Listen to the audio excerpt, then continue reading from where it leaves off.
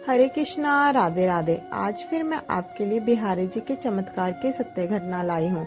ये बहुत पुरानी नहीं, 2010 की घटना है। ये घटना श्री गौरव गोस्वामी जी के साथ हुई, जो बांके बिहारी जी के मंदिर में बिहारी जी की सेवा करते हैं। उनका कहना है कि यदि आप दिल से भगवान की भक्ति करते हैं, आपकी भगवान के लिए कोई भी चाह है, तो बांके बिहारी जी उसे पहले ही पूरा करने के लिए बैठे हैं। बस आप भगवान में अपनी लगन लगाए रखिए। ऐसा सच में होता है। आप दिल से भगवान की सेवा करिए, वो जरूर सुनते हैं। अब आपको घटना बताती हूँ। हुआ क्या था। ये घटना 2010 की है। होली महोत्सव पर श्री गौरव गोस्वामी महाराज जी की सेवा में थे। उन्होंने अपने गुरुदेव श्री रुद्र गोस्वामी जी की आज्ञा से बिहारी जी के साथ होली खेली और रात में बिहारी जी की शयन आरती के बाद बिहारी जी को गर्भगृह से अंदर ले गए और फिर ठाकुर जी का अद्भुत श्रृंगार उतारा। बिहारी जी महाराज ने खूब होली खेली थी, इसलिए उन्होंने बिहारी जी को स्नान करवाया और फिर अच्छे से पोंछा। फिर उन्हें चंदन की शैया पर लेटाया। वे बिहारी जी के चरण दबा रहे थे।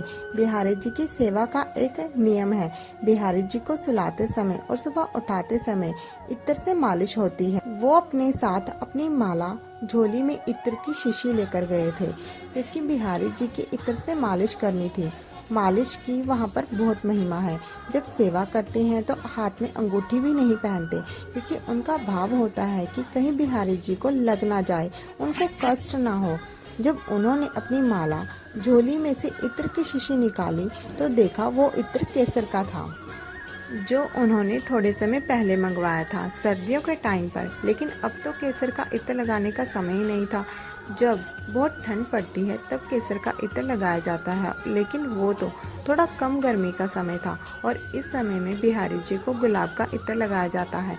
गुलाब का इत्र आप कभी भी लगा सकते हैं। बिहारी जी को और भी कई तरह के इत्र लगाए जाते हैं।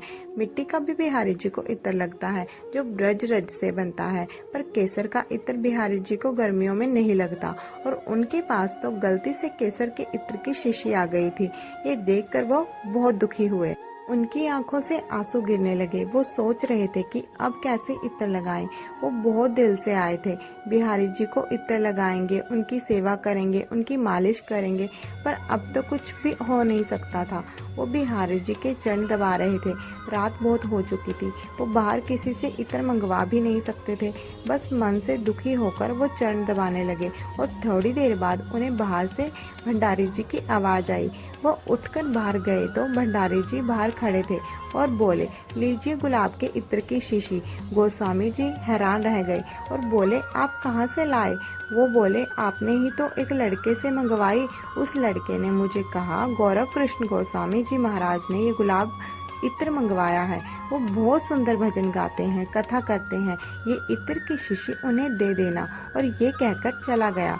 अब गोस्वामी जी महाराज हैरान, क्योंकि उन्होंने तो किसी से भी नहीं इत्र लाने को कहा।